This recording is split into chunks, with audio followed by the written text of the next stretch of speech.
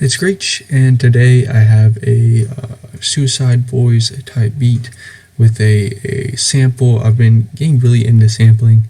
I realized I've learned so much about synths, and there's a lot. I just hit my mic there. I don't know if you heard that, but there's a lot about like audio manipulation and sampling that I don't know. So that's kind of why a lot of the beats recently have been sampled, just because I'm trying to teach myself a lot about it. And a quick note on scheduling or video uploading schedule, you know what I mean? Now I'm saying I'm gonna try to, I guess, make like beat making videos over the weekends, and then I'm gonna make like a bunch of little tutorials, just really short ones. Make those all in one sitting, and then schedule them throughout the week, so that because I just don't have time during the week. Regardless, let's get into the beat. So I start off, here's the original sample, but it is chopped. It's a little longer than this, and I slowed it down. I've been working at 120 beats per minute. What I noticed about this is, so people, I've been going, actually, when I first started making beats, I would always do 120, because the program I was using at the time defaulted to that, so I was just like, okay, I didn't even know what it meant. And then like 140 became the standard for trap music, and ever since then it's been kind of increasing. So like now I think it's more like 160 is kind of the standard for trap music. And so I've been kind of going with that, but I recently went back to 120, and I found that it just adds this really it has a different feeling, just kind of when I don't know, there's like this little space between when you feel like the snare's gonna hit and then it does. Anyway, that was kind of pointless, but here's the original sample I started with. I slowed down just to 2 bars here.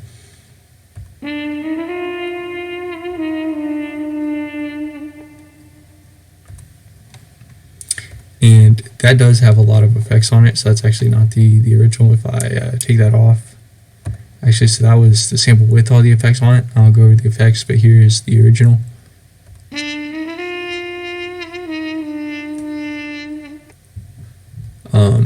And within Edison, I kind of smoothed it out a little bit. It was actually very harsh on the high end.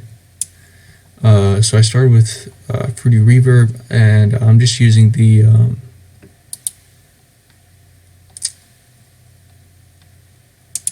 not going to touch it now because I believe I was using the venue preset, but I'm not sure. So and I used Isotope Vinyl, which was a plugin that got really popular for a while and then kind of fell off.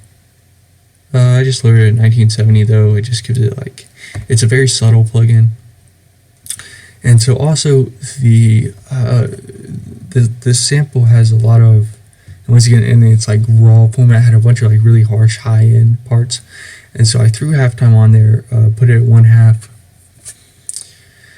and I turned it down, this little knob here, and the mixer is the volume of the effect. And so basically, if I play it without that,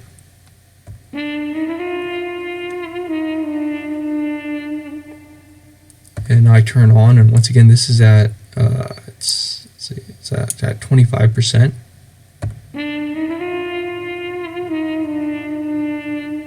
You can barely hear it, but if I turn that all the way up, this is what it actually sounds like at halftime. Fuck. Well, I'm kind of retarded, so I don't know how to show you that, but I'm telling you it's there, and you've got to believe me. I can just do this.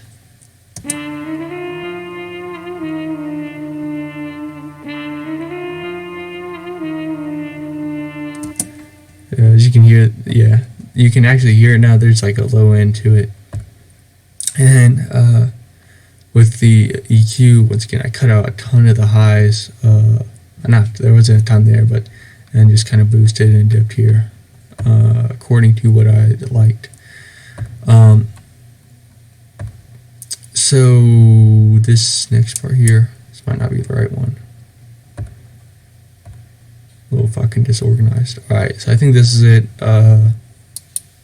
It's basically the same thing, but if you go into Edison and you just hit like fade out and fade in, just kind of make it really quiet and shit. Oh yeah, and I did something to give it, so there's no reverb on. I forget what I did, but you can see it's very like reverby. It's almost like just the reverb or something. This video is gonna be terrible, dude. I don't know. This is like what actually happens when I put work into something and I don't know what I even did. Here's the kick. Let me switch pattern.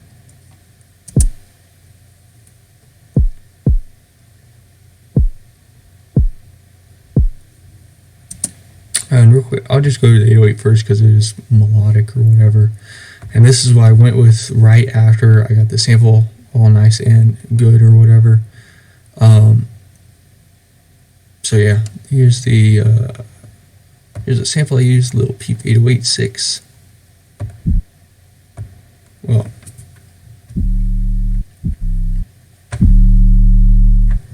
that's what it sounds like or whatever.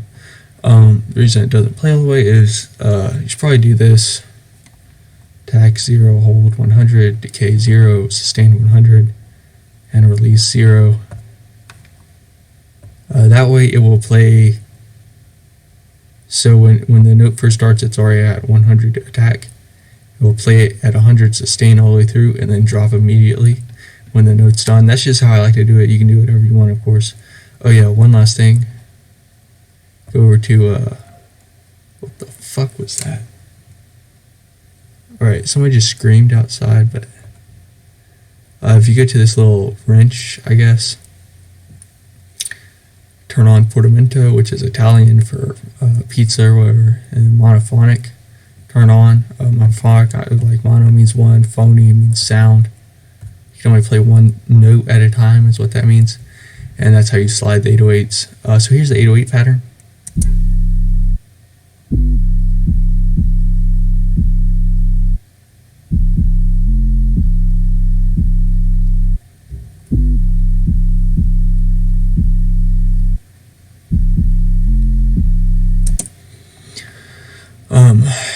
I feel like I'm talking a lot in this, so I do apologize for that. So next, I kind of just copied the pattern over, which is, so if you right click on this sound, because I want to get on a new mixer, because I put, or a new mixer track, because I put different effects on it.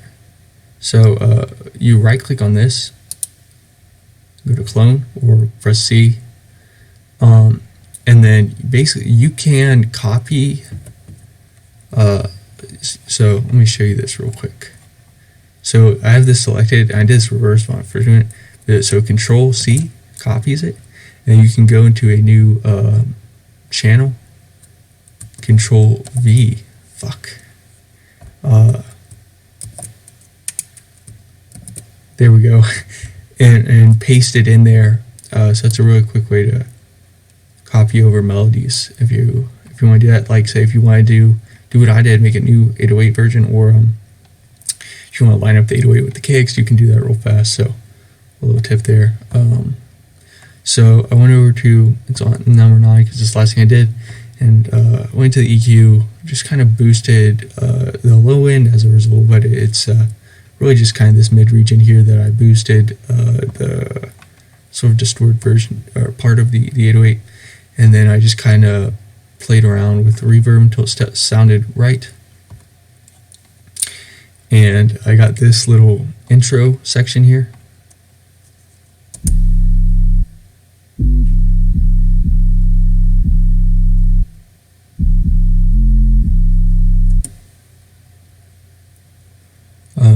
So you can just see that, like, when it comes in, it just sounds a little bit different or whatever.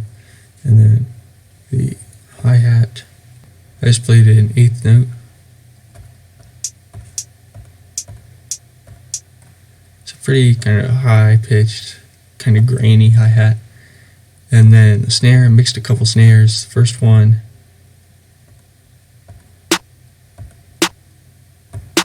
it's kind of a typical trap snare. It's actually the DJ plug, wherever it is right here, drum kit. Has a lot of like very basic sounds. I have a video for this on my channel. if you're just looking to get started, it has a lot of like the basic mainstream sounds you hear. I also have this sound that's out of the Heartbreak drum kit by this guy. He actually changed his name. He left a comment on one of my videos, so he changed his name. So yeah, that's that. And then last but not least, well, I mean it is last. I don't even know what that statement means, but well, that means nothing to show you that. I have an open hi-hat that has an EQ on it, and where I just kind of took out the well, shit. Sorry, YouTube. Okay. As you can see, it kind of sits right in here, and so I just chopped off like the first third or quarter or so of that high end, and it just takes a little bit of the edge off of it, and that's pretty much it. So this has been a terrible video, but I hope you enjoyed it or whatever. Yeah, I kind of did a preview. I'll have like some tutorials coming out. I will make another video, beat making video tomorrow. If you have any suggestions for tutorials, let me know or whatever. But thanks for watching. Here's the final beat.